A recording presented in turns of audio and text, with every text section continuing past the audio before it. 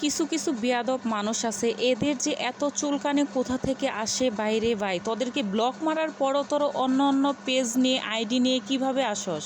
তোদের কি কোনো এদের লজ্জা শরম বলতে কোনো কিচ্ছু নাই। ভাবছিলাম যে কোনো কথা বলবো না, তবে কিছু কিছু মানুষ আছে এদেরকে ব্লক মারার পরও কি করে জানেন, মানে মানে অন্য অন্য পেজ খুলে আইডি খুলে তারপরে আইসা আবল তাবল কমেন্টস করে। তোদেরকে বলতাছি, মা বাবা মনে হয় তোদেরকে কোনো ভালো শিক্ষাই দেয় নাই।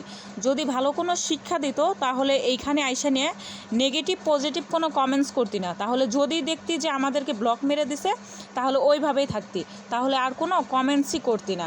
যে সে তো আমাকে ব্লক মেরে দিছে তাহলে কিভাবে কমেন্টস করি। মানে এখনও বলতাছি ভালো হয়ে যা, যদি ভালো পথে হাঁটোস তাহলে অনেক ভালো হবে, আর যদি ভালোভাবে না চলতে চাস তাহলে সেটাও বল, তাহলে সেটারও স্টেপ নিব, ঠিক আছে?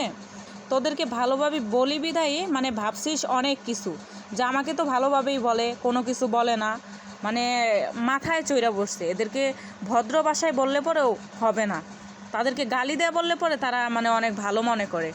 কি আর বলবো, মাথাটা একদম নষ্ট করে দিছে। মানে কমেন্টস করবি ভাই, ভালোভাবে কমেন্টস কর। তোর এখানে নেগেটিভ কমেন্টস করার কি আছে? তোর মানে কোনো এবিলিটি নাই যে আমার সাথে তোর তুলনা দেওয়ার বা এই করার। আমি তোর সাথে কথা বলি না, সেটা নিয়ে তুই মানে কমেন্টসে কেন এই করবি বল? তো ওইকে আমার কোনো কিছু লাগস নাকি?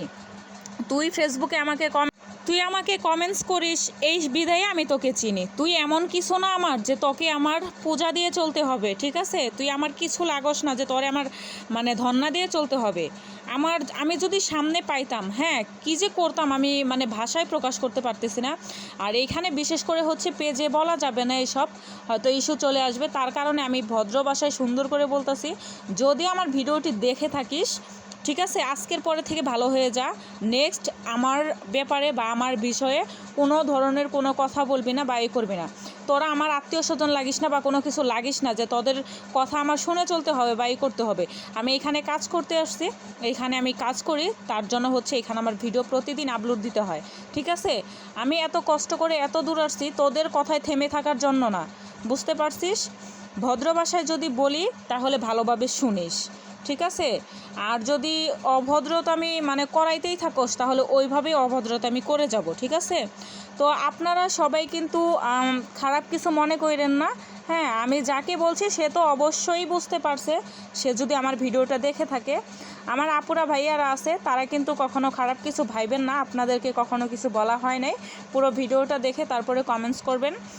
তো আপনাদের যদি মানে কি বলবো বলেন, কিছু কিছু মানুষ আছে মানুষের ভালো তারা একদমই দেখতে পারে না, তাদের পিছনে লেগে অন্য মানুষকে নিয়ে নেগেটিভ পজিটিভ কমেন্টস করে চলে যায়, ভাবে যে আমি অনেক বড় হয়ে গেছি। হ্যাঁ, আর ভিডিওটিও এত বড় করব না, তো ভিডিওটি এই পর্যন্তই। আল্লাহ হাফিজ।